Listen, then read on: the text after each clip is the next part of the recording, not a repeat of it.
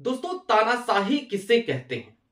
क्या चीन में जो कुछ चल रहा है उसे तानाशाही नहीं कहेंगे? वन पार्टी वन नेशन, असहमत आवाजों को कोई जगह ही नहीं।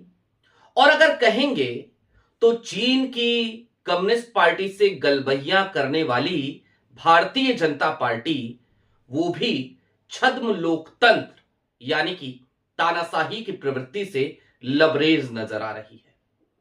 अब देखिए ना, कल राहुल गांधी ने एक ऐलान किया, एक कार्यक्रम की रूपरेखा तैयार की, और आज मोदी जी के पर्ची वाले मुख्यमंत्री ने यानी कि मोहन यादव ने तानाशाही लागू कर दी। हालांकि इससे पहले वो प्रधानमंत्री नरेंद्र मोदी से मुलाकात करने आए थे राहुल के ऐलान के चंद घंटों बाद ही, और प्रधानमंत्री नरेंद्र मोदी ने ही तो कहीं कोई गुरु मंत्र नहीं दे दिया कि कांग्रेस को परमिशन ही नहीं मिली। किस चीज की परमिशन नहीं मिली? और उसके बाद राहुल गांधी अब क्या करने जा रहे हैं जो मोहन यादव को और ज्यादा परेशान करेगा? सारी बातें जरा विस्तार से करेंगे। नमस्कार, मैं स्वप्निल और आप मुद्दा देख रहे हैं। दोस्तों, आगे बढ़े उससे पहले वही छोटी सी अपील। मुद्दा इन दिनों एक गंभीर आर्थिक संकट से जूझ रहा है। एक तरफ हमारे मेन बैंक अकाउंट्स फ्रीज चल रहे हैं, तो दूसरी तरफ हमारे 2.5 साल पुराने चैनल को हमसे लंबे समय तक छीन कर रखा गया था। ऐसे में डे टू डे ऑपरेशंस में मुद्दा को काफी मुश्किलों का सामना करना पड़ता है। लिहाजा आपसे गुजारिश है, यदि आप चाहें तो स्क्रीन पर दिख रहे क्यूआर कोड या फिर के नीचे दिख रहे यूपीआई नंबर के जरिए मुद्दा की छोटी छोटी मदद जरूर कीजिएगा। अब आगे बढ़ते हैं, और सबसे पहले मैं चाहता हूं कि आपको कल की एक खबर याद दिला दूं। कल मैंने आपको बताया था कि राहुल गांधी मध्य प्रदेश के दौरे पर जा रहे हैं, इंदौर के दौरे पर जा रहे हैं।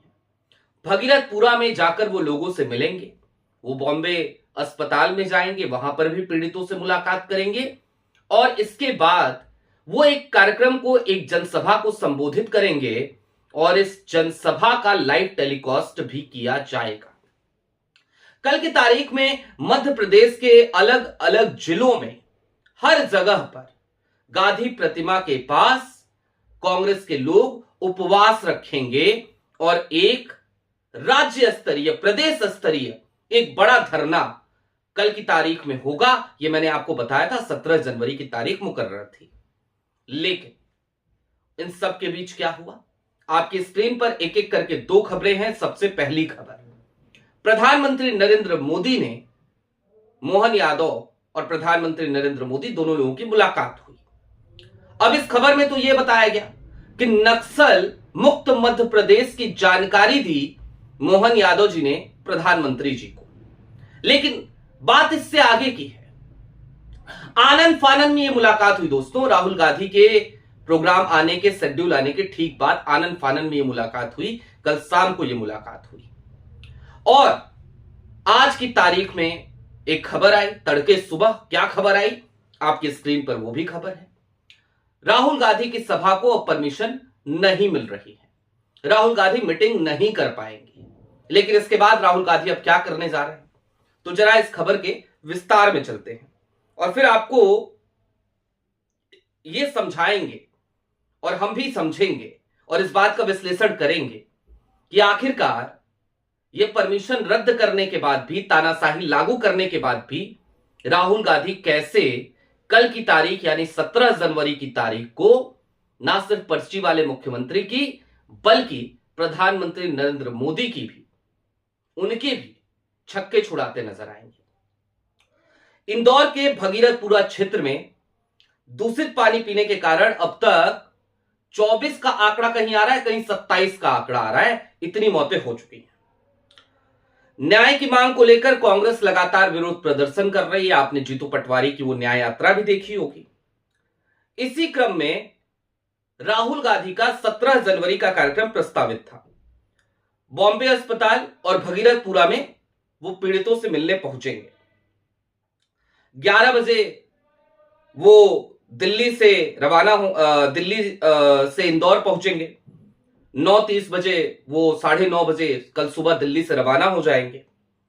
उसके बाद से वो 11:45 बजे इंदौर एयरपोर्ट से बॉम्बे अस्पताल पहुंचेंगे जहां पर पीड़ित भर्ती हैं, उनसे वहां पर राहुल गांधी की मुलाकात होगी।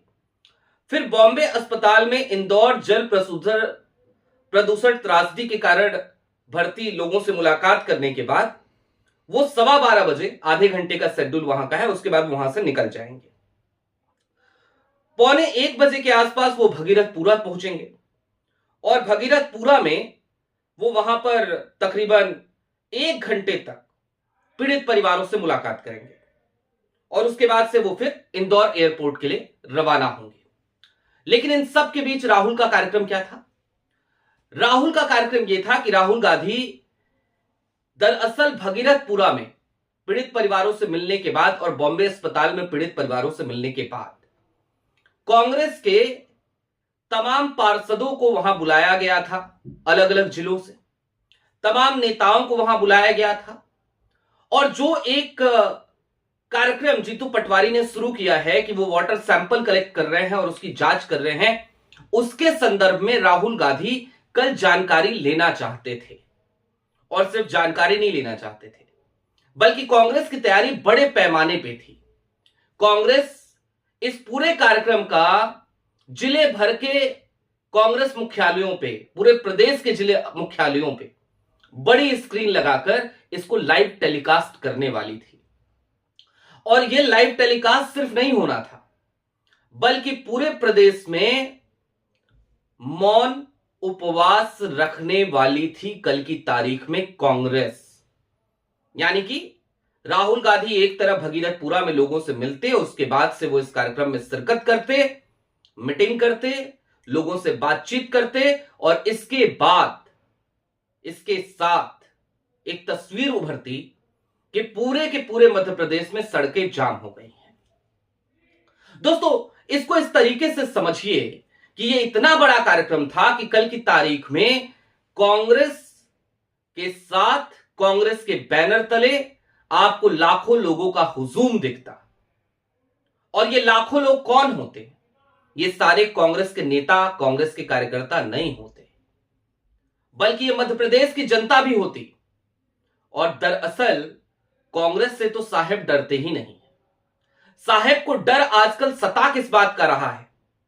कांग्रेस कहीं भी प्रदर्शन करे, कहीं भी राहुल गांधी के सेनापति निकल जाए तो सड़कों पे भीड़, हुजूम, जनता उनके साथ। और साहेब को डर इसी बात का सता रहा है कि जब इतनी बड़ी तादाद में जनता कांग्रेस के साथ जुड़ रही है तो कहीं ऐसा ना हो मेरी कुर्सी हिल जाए, कहीं ऐसा ना हो मेरी कुर्सी छिन जाए। एक मुख्यमंत्री हैं जिनको कुर्सी कुमार कहा जाता है, हालांकि उनको अब बैसाखी भी कहा जाता है क्योंकि उनके साथी हैं प्रधानमंत्री जी, तो बैसाखी चल रही है, सरकार चल रही है। लेकिन आज की तारीख में वास्तव में कुर्सी कुमार अब वो मुख्यमंत्री नहीं रहे। कुर्सी कुमार दरअसल प्रधानमंत्री नरेंद्र मोदी हो चले हैं। और कुर्सी बड़ी जरूरी है मोदी जी के लिए, कुर्सी बड़ी जरूरी है शाह साहब के लिए। क्यों जरूरी है इसको भी जरा समझिए। अडानी के ऊपर इतने सारे आरोप लगते हैं, कई बार बहुत सारे सीएजी की रिपोर्ट्स में 2-3 ऐसे मामले आ गए। और इन तमाम चीजों के बीच, या फिर कि ये जो इन्होंने कौशल विकास योजना अपनी लागू करी थी, उसमें काफी सारी गड़बड़ियां मिली, काफी सारी रिपोर्ट्स आ गई उसकी। लेकिन इन सब के बावजूद क्या कहा जाता है? ना, एकदम नहीं, कोई गलती नहीं है, कोई गड़बड़ी नहीं है, हम भ्रष्टाचार पे जीरो टॉलरेंस है। और सबसे बड़ा भ्रष्टाचार क्या हो रहा है इस देश में? बीएमसी के चुनाव हुए, लोगों ने स्याही लगवाई और फिर थिनर लेकर के सैनिटाइजर से उसको मिटाने की कोशिश करी, मिट गया। और मिटेगा क्यों नहीं भाई? नॉर्मल मार्कर से आप उठा करके लगा दोगे निशान तो वो मिटेगा ही। जबकि स्याही अलग तरीके की होती है, उस स्याही की मैन्युफैक्चरिंग अलग तरीके से होती है।